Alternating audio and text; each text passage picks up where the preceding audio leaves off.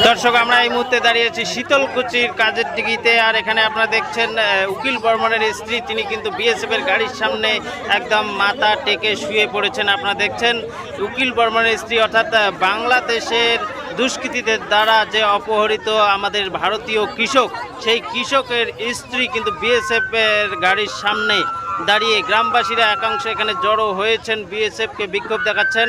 তারা বলছেন যে বিএসএফ বলেছিল 24 ঘন্টার মধ্যে উকিল বর্মনকে পরিবারের হাতে তুলে দেওয়া হবে, কিন্তু এখনও পর্যন্ত উকিল বর্মনকে পরিবার না পেয়ে খুবই চিন্তিত, দুঃখিত, এবং তারা কিন্তু রাস্তায় নেমে প্রতিবাদ করছেন বিএসএফের সামনে। বিএসএফের গাড়ি আটকিয়ে এখানে কিন্তু শত শত গ্রামবাসী কিন্তু সামনে দাঁড়িয়েছে। আর বিএসএফের গাড়ি আটকিয়ে বিএসএফের গাড়ির সামনে তারা বিক্ষোভ দেখাচ্ছেন। এখানে উপস্থিত হয়েছেন শীতলকুচি অর্থাৎ কুচবিহার জেলার যে সাংসদ জগদীশ চন্দ্র বর্মা বসুনিয়া, তিনিও এখানে আছেন।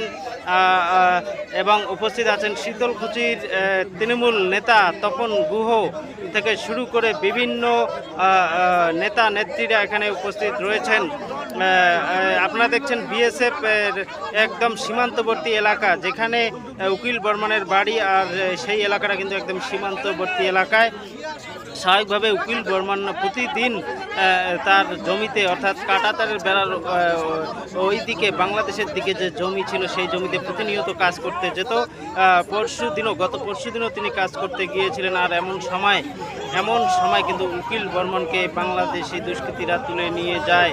ঘটনাচক্রে জানা যায় যে ওই দিনেই কিছুক্ষণ আগে, উকিল বর্মনকে অপহরণের কিছুক্ষণ আগে, বাংলাদেশি এক চোরা কারবারিকে বিএসএফ গুলি করে, এবং সেই ঘটনার পরিপ্রেক্ষিতে কিছুক্ষণ পরেই উকিল বর্মনকে বাংলাদেশি দুষ্কৃতীরা তুলে নিয়ে যায়, এমনটাই কিন্তু আমরা জানতে পেরেছি। আপনারা দেখছেন আমরা এই মুহূর্তে দাঁড়িয়েছি শীতলকুচি ব্লকের অন্তর্গত কাজের ডিগিতে, অর্থাৎ পশ্চিম শীতলকুচি কাজের ডিগিতে। আর এখানে বিএসএফকে আটকে গ্রামবাসীদের একাংশের বিক্ষোভ, কেন উকিল বর্মনকে এখনও ফেরত আনা সম্ভব হচ্ছে না, এই জন্য কিন্তু গ্রামবাসীরা প্রশ্ন তুলছেন, বারবার বিএসএফকে দায়ী করছেন যে বিএসএফ সেদিন সক্রিয় ভূমিকা পালন করলে হয়তো উকিল বর্মনকে বাংলাদেশি দুষ্কৃতীরা নিয়ে যেতে পারত না। জানা যাচ্ছে সবাই আপনাদের পাশে আছি। আমাদের এমপি সাহেব এসেছেন, আমাদের প্রাক্তন মন্ত্রী এসেছেন হিতেন বর্মন মহাশয়, প্রতিনিয়ত আপনাদের সঙ্গে যোগাযোগ রাখছেন আমাদের নেতৃত্বরা।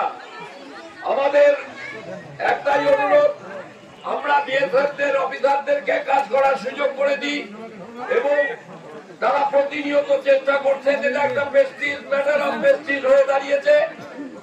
এটা আমাদের একটা আত্মসম্মান। আমরা নিশ্চয়ই বিএসএফ যদি নিয়ে আসতে না পারে, তাহলে নিশ্চয়ই আমরা দীর্ঘতম বৃহত্তর আন্দোলন করব, কিন্তু তাদেরকে কাজ করার সুযোগটা দিতে হবে। আমরা 2 দিন, 1 দিন, 3 দিন অপেক্ষা করি। যদি আমরা আমাদের উকিল বর্মনকে না আনতে পারি, আমরা শীতলকুচির বুকে বৃহত্তর আন্দোলন করব। সেটা আপনাদেরকে আমরা কথা দিয়ে গেলাম, আপনাদেরকে কাজ করার সুযোগটা দিন।